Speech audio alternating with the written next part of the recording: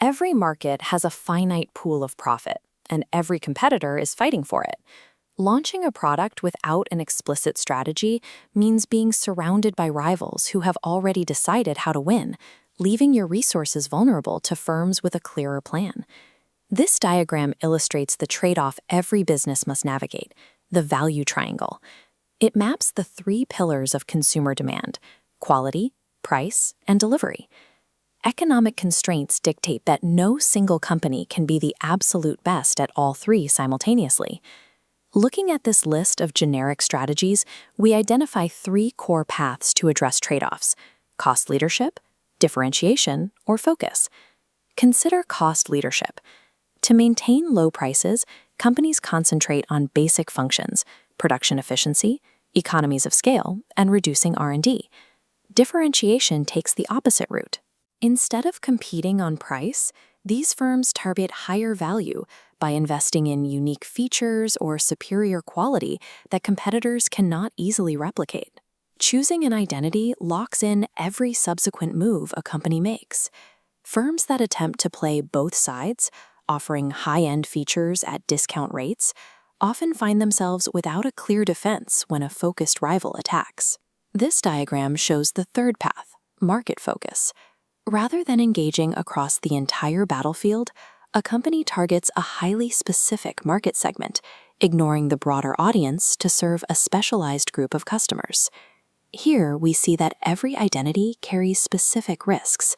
For cost leadership, the danger is that a competitor can copy your production methods, or that a sudden shift in technology makes your existing efficiency obsolete. Differentiation faces a different threat: the risk that consumers will eventually decide the unique features are no longer worth the premium. As the market stops valuing the difference, the high price becomes a liability. Selecting an identity is the theoretical starting point.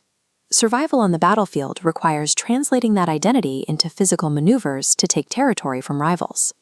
This flow diagram tracks the transition from strategic planning to competitive tactics.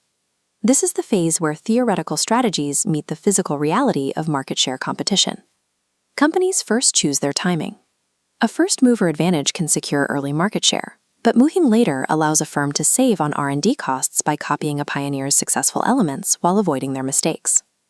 Direct offensive maneuvers include the frontal assault, attacking every aspect of a competitor's position with lower prices and promotions, and the flanking maneuver, which targets specific weaknesses an enemy has left unprotected.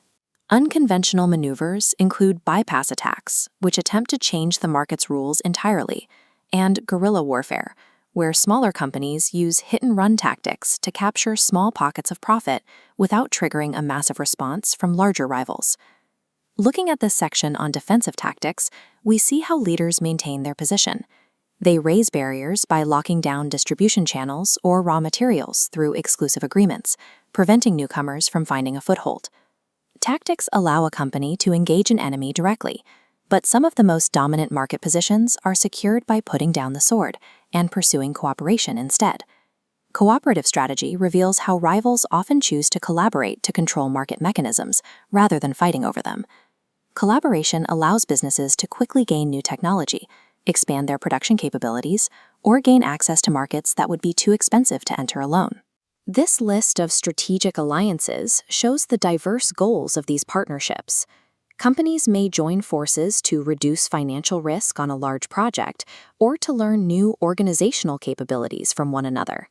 This sequence illustrates a value chain partnership.